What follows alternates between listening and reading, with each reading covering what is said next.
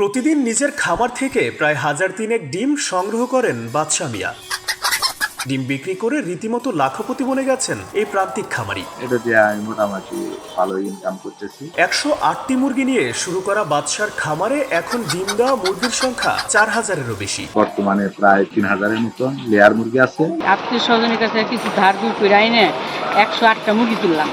নিজে পছন্দ করে নিজে গুছাপ করি, নিজে গু মাথায় করে নিয়ে এনে পাশে ফেলা মনে করেন যে এমনি ধীরে ধীরে আমরা আগার দিকে আসছি। প্রতিদিন 2800 ডিম পাওয়া যায় বাদশার খামারে। 3500-4000 মুরগি আছে, প্রতিদিন 3000-3200 ডিম তুলি। ডিম থেকে পাওয়া আয় নিয়ে বেশ সন্তুষ্ট তিনি। বর্তমানে স্থানীয়ভাবে সফল খামারি হিসেবে সুনাম রয়েছে এই উদ্যোক্তার।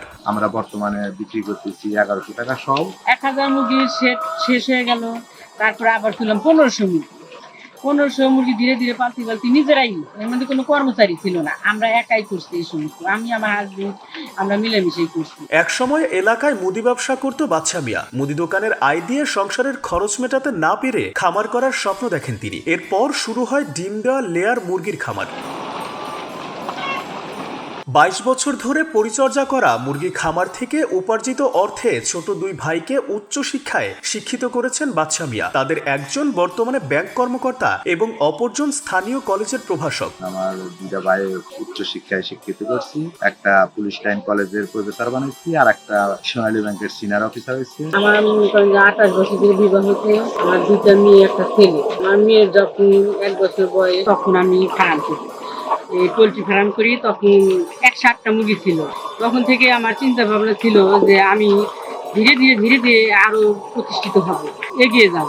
সিরাজগঞ্জ সদর উপজেলার কালিয়া হরিপুর ইউনিয়নের কালিয়া পূর্বপাড়া এলাকার বাদশা মিয়া এখন অনেক উদ্যোক্তার জন্য রোল মডেল। তার সফলতা দেখে এলাকায় গড়ে উঠেছে ছোট বড় অসংখ্য খামার। আমাদের পাশের বাসাগুলো ওরা অনেক দেখে এইরকম ভাবে এরকম মুরগি তোলে, তাহলে আমি একটু তুলে দেখি। আমাদের আশেপাশে মনে করেন অনেক ঘর দরজা তোলার পরে সবাই 400, 500, 2000, 1500 এরকম করে সবাই মুরগি তুলতেছে। তুলে তারাও মনে করেন যে প্রতিষ্ঠিত হয়ে যেতেছে। ভবিষ্যৎ পরিকল্পনা আছে, মুরগি কিছু বাড়ানোর চিন্তা ভাবনা আছে। সরকারি থেকে কোনো অনুদান সহযোগিতা করে তাইলে হয়তো ব্যবসাটা আমরা আর একটু ডেভেলপ করতে পারি।